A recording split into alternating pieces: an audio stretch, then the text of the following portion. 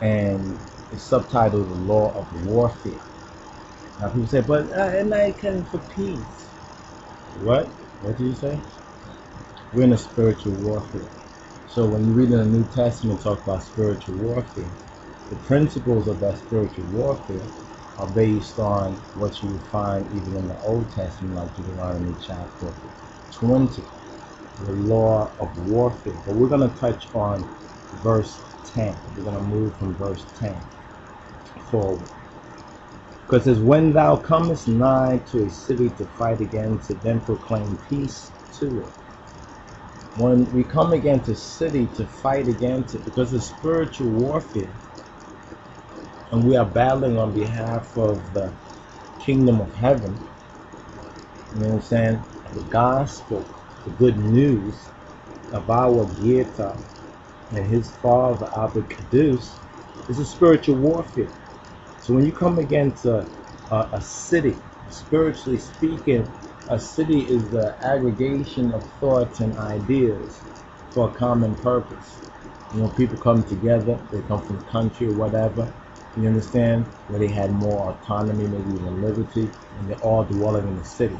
So before they had a lot of land, it was in the country, now they're like in an apartment or something like that. So when you overstand spiritually, when you come near a group of ideas, you understand, that may be for the kingdom of the King of Kings or maybe against it, you're coming against, spiritually speaking, a city. And you got to recognize that you're coming against a city as a true Deqe Mezamurit, as a true disciple, as a true Teqe, right?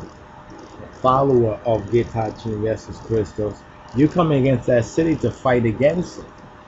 You see, because you have to compare what's in Deuteronomy 20, verse 10, where we're at, with what's in Ephesians, what is mentioned in Ephesians chapter 6, and as well as elsewhere in the Bible. It tells us to be a good soldier. We're here to be a good soldier. So for Deqe Jesus Christos. So a soldier in the army, there's what's called a chain of command. Most of the so-called Rastas, you understand, and the imposters, they don't understand the chain of command. And this is sometimes what's so obvious, you understand, to those with spiritual eyes to see. And what must also become obvious to you. You understand? We're told to be good soldiers of Deqe Jesus Christos. You understand? We're commanded to be a good soldier. We're in service. You understand? And because we are in service, there must be discipline. And therefore, when we speak of discipline, we're speaking of discipleship.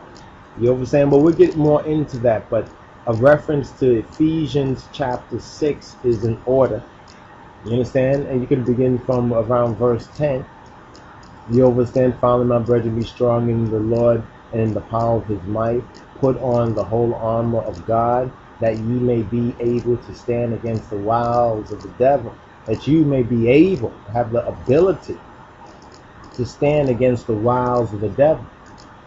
For we wrestle not against flesh and blood, but against principalities, against powers, against the rulers of the darkness of this world, against spiritual wickedness in high places. Wherefore, take to you the whole armor of God, that ye may be able to withstand the evil day, and having done all, to stand. Stand therefore, having your loins girt about with truth, and having on the breastplate